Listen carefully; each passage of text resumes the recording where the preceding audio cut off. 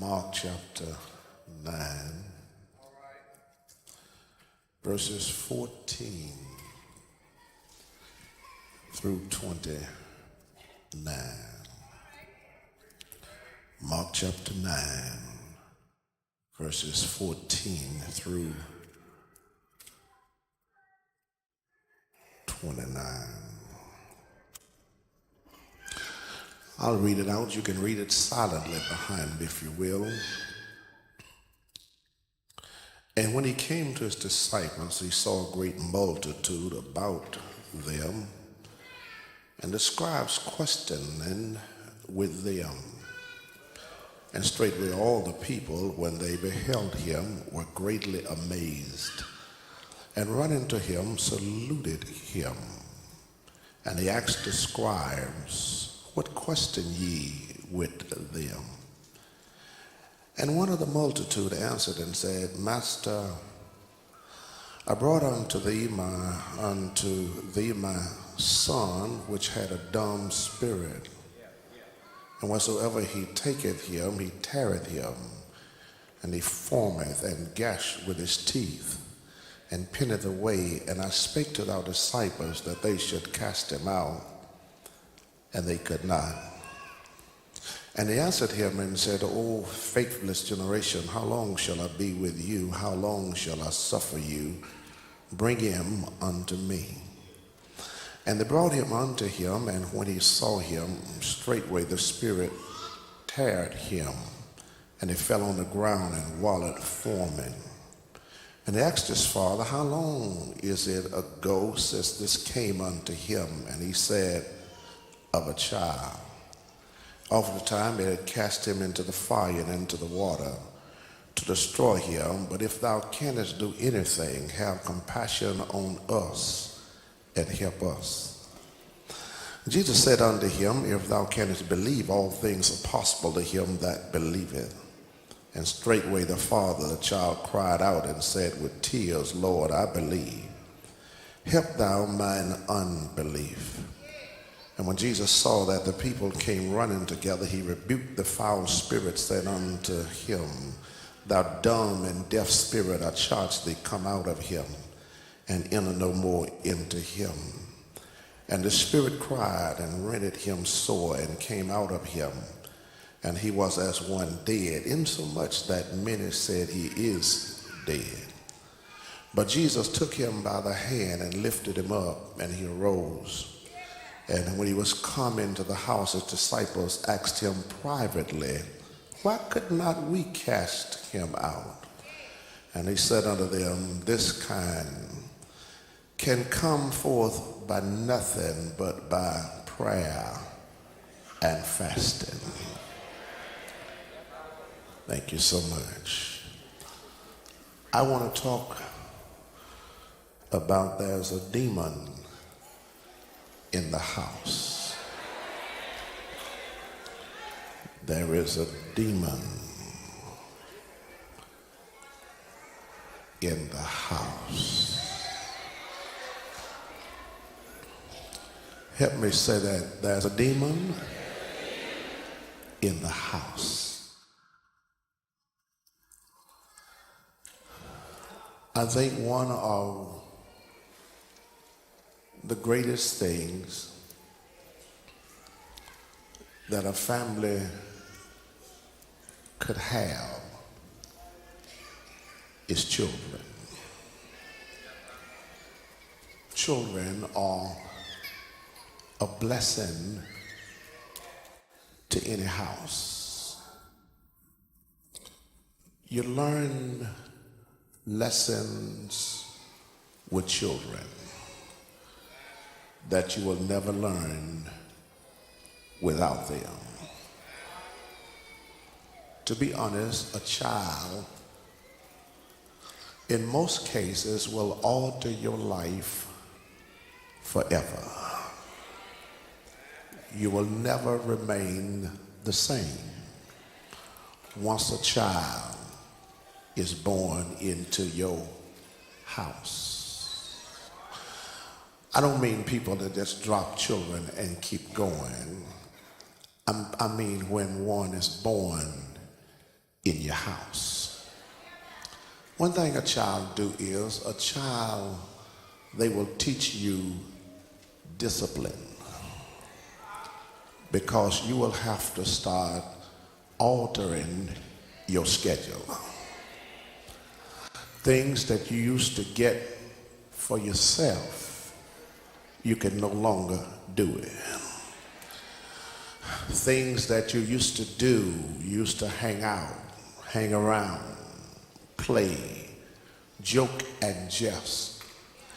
You have to change not only your attitude, but your speech when a child is born in the house.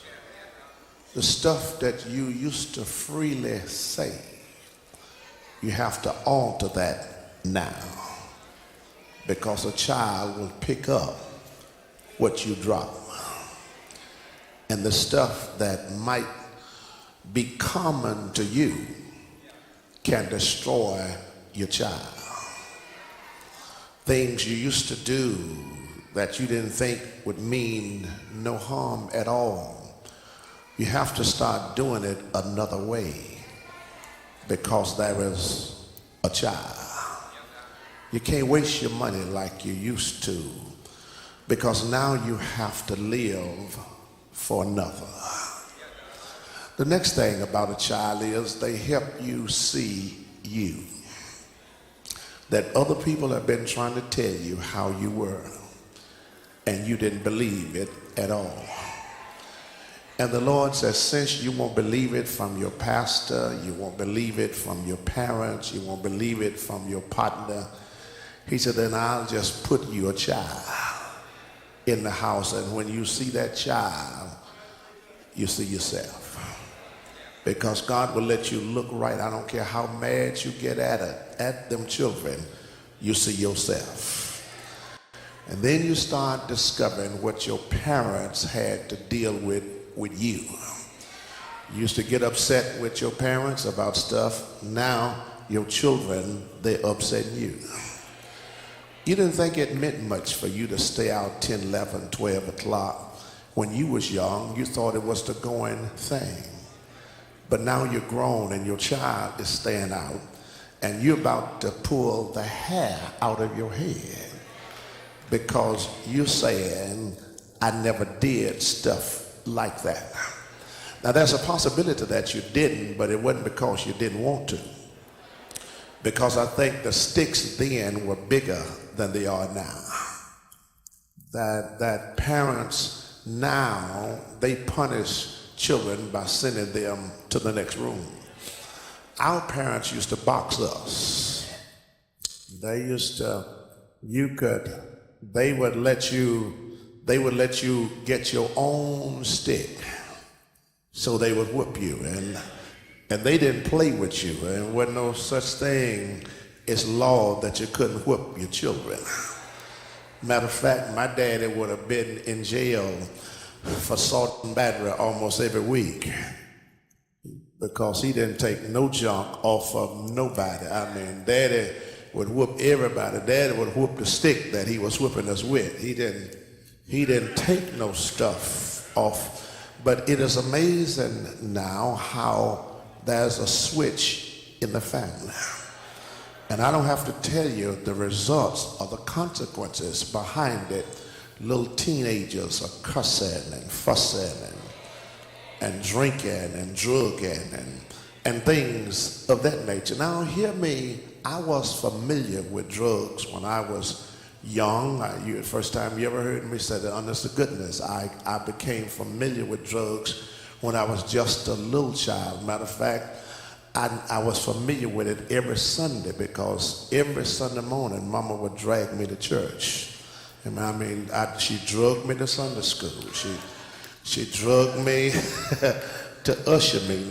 Everywhere I didn't want to go, she drugged me there. And so I was familiar with those kinds of situations. But now there's a different turn in the family, and it is creating havoc in the house. Now, I want to say this to the children for free before I get into the text, that whenever things start happening in your life, you create much problem for mom and dad. Because every parent that's a real parent, they want what's best for you. They want you to grow up and be the kind of young lady, the kind of young man that God would want you to be. Most of you think that they're being tough and hard on you, but the average mama knows that if a little child, little daughter go out and get pregnant and then get pregnant and then get, because once you get pregnant, it's a disease. After the first child, then another one, then another one, then another one. Mom and dad both know that you're going to be hard to get rid of, because men don't like to pick you up when you got 2 or 3 crumb snatchers around. They really would hope that you didn't have none, and oh, y'all not here. And then it's hard on you when you start having a baby and you haven't fully developed yourself. I mean, give yourself a chance to grow up to be a young lady. I mean, keep your figure as long as you can, because sooner or later it's gonna leave anyhow. I mean, budgets and stuff are gonna start showing up, and you're gonna start dropping in places you don't want to drop in. And so try to keep your shape as long as you possibly can. Learn how to discipline yourself. And young men, I think I need to tell you, just because women, young girls are weak to you, don't take advantage of that. Because let me tell you what will happen. When you lay and play and joke and jest and do all that kind of stuff while you're young, you know what God will do? God will let you grow up and give you a daughter. Oh, y'all not here. Here, honest to goodness, he'll give you one. And you will look right at yourself down the road, and it will stare you right in the face. All the stuff that you think you're getting away with, let me tell you, it will come back. And it's hard when you start reaping what you've been sowing. Oh, y'all ain't gonna help me in this house. I mean, you can do all right for a while, but when payback, somebody said payback is rough. I mean, when you start getting back what you've been dishing out, it's a hard pill to swallow. Now the text open here with a man. All 3 writers discuss him, Matthew, Mark, and Luke, but they does not give us his name. They just say there was a man. Jesus had been on Mount Hermon for a while. He carried with him Peter, James, and John. And there, Jesus, Peter, James, and John experienced the triune God meeting together. On the mountain, there were 2 threes together. The Father was there, the Son was there, the Holy Spirit was there. And then Peter, James, and John, they were all there. Peter woke up and he said, look, it's so good to be here. He said, since it's so good to be up on the mountain, he said, let's build 3 tabernacles. One for you, Jesus, one for Moses, and one for Elijah. But what Peter wanted to do was what most of us want to do. It was so much glory on the mountain until Peter wanted to remain happy. He wanted to stay away from ministry and just enjoy the glory. And you see, there are a lot of people now, we want to get the glow and glory, but we don't want to do ministry.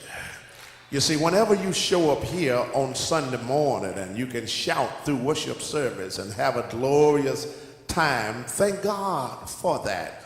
But the real reason you come here to get high, so you can go back to the valley. Because in the valley, sinners are there. In the valley, backsliders are there. In the valley, people are struggling with life, trying to make it and survive. And the only reason you're not in the valley is because God brought you through it. The only reason you're not in the valley is because of the grace of God. It's not because you've been so good or you've done so many things right, but it's because God has kept you and provided for you and protected you. These men were on the mountain, and when Jesus left the mountain with Peter, James, and John. He left 9 disciples at the foot of the mountain.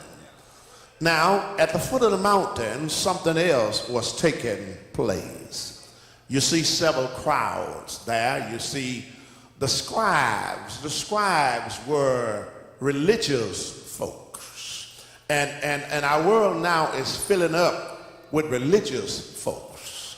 Religious folks, they are kind of like prosecuting attorneys, always trying to punch holes in the Word of God. They were there, and 9 disciples were also at the foot of the mountain. There was also a massive crowd at the foot of the mountain because something was taking place at the foot of the mountain. Matter of fact, you will always find the biggest crowd at the foot of the mountain. Only a few people get to the peak. That's why the people up there, they're such an easy target to shoot at. At the foot of the mountain, you can be doing almost any and everything and never get criticism, never get talked about. But I dare you to make it to the mountain. That when you get to the mountain, you will find a lot of arrows coming your way. You will find a lot of bullets headed in your direction once you make it to the top. Jesus was on his way down, and somehow a man broke out of the crowd and came to Jesus and said, Master. Didasca said, Master, which literally means teacher. He said, Teacher, I come to you because I went to the disciples for help and they could not help me. Now, I need to say to us that the disciples represented the church. That too many times people come to the church for help and can't get any help at the church. He was not looking for financial assistance. He really came for spiritual help. To tell you the truth, whenever a person stops by any church, they ought to be able to get some spiritual counseling. Not just from the man of God. Any saved person ought to have enough Christ in you to assist and help anybody that come your way. Jesus said, what happened? He said, well, my son is really a lunatic. Now, the word lunatic actually comes from the word meaning moonstruck. It has an idea that he had some kind of epilepsy. He was having epilepsy fits. But he was this man's son. Now, I don't know how you feel about it, and you can somehow be comfortable if someone else's child is going through crisis. But when it come home to your house, it's a different story. When you have to isolate yourself because of your child. This man said, he described his boy, he said that somehow demons get in my boy. And when the demons get in him, they cause him to do stuff that's not becoming to a man. Jesus said, what do you mean? So, well, number one, said that I really have to have a family member to watch him day and night.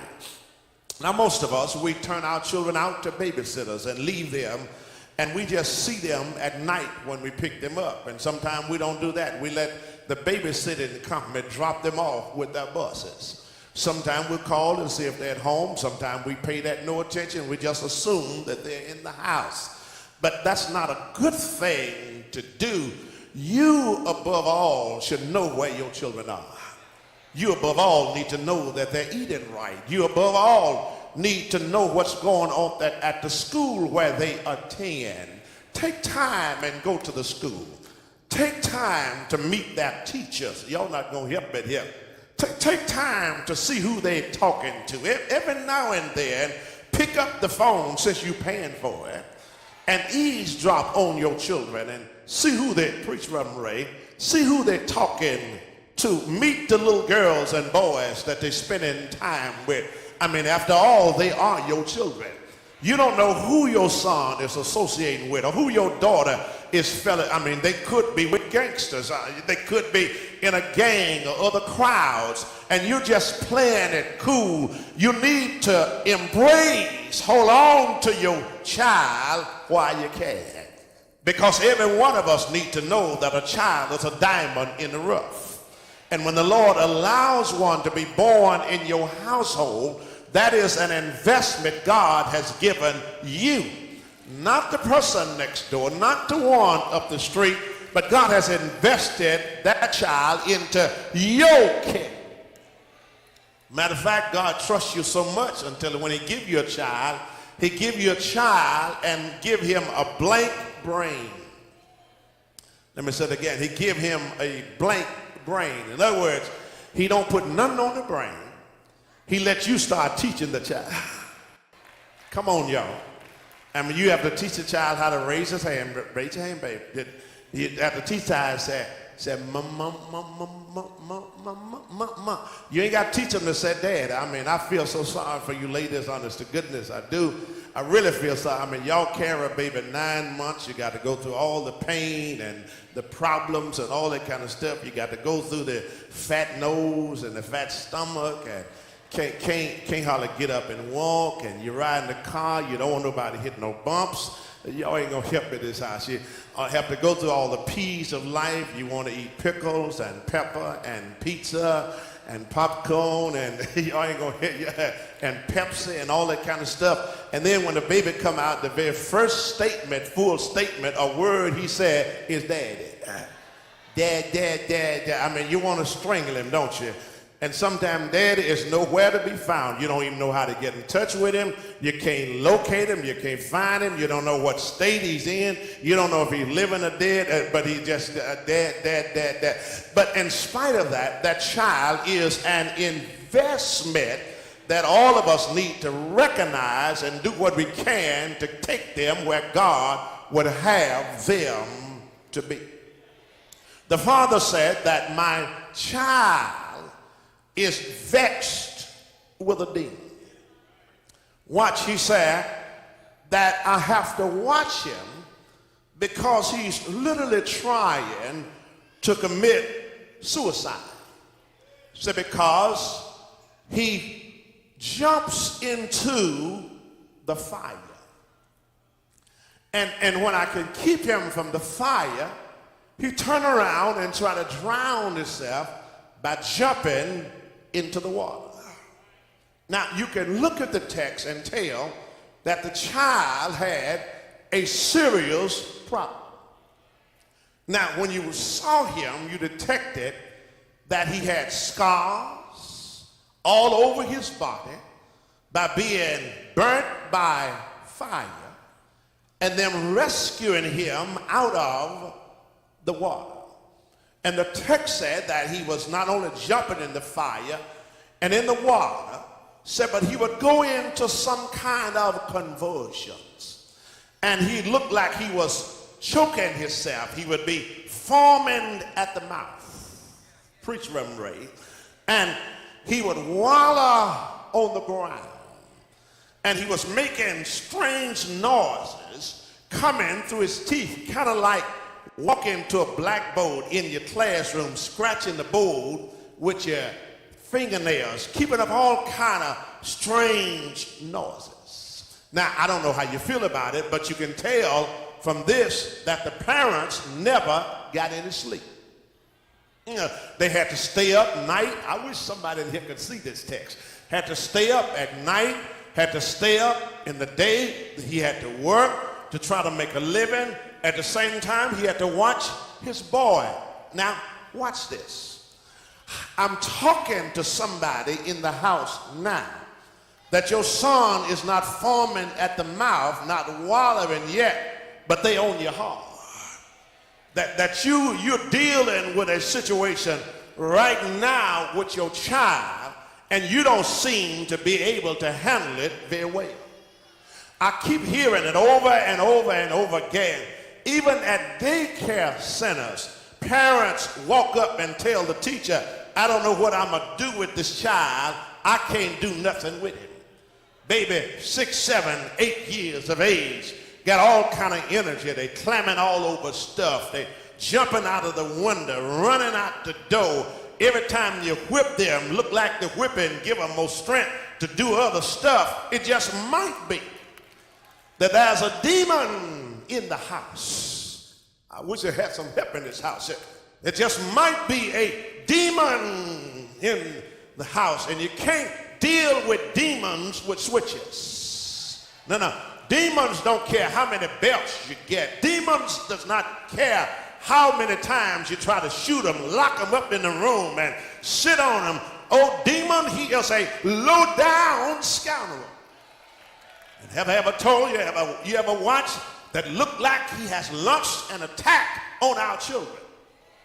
Oh, y'all ain't gonna help me. Let me say it again. Look like he has launched an attack on the children. Every time you turn around, something is happening with the children. I mean, go to school, shooting going on with the children. If I got any help in this house, I mean, some churches now are molesting children. It's something going on with our children.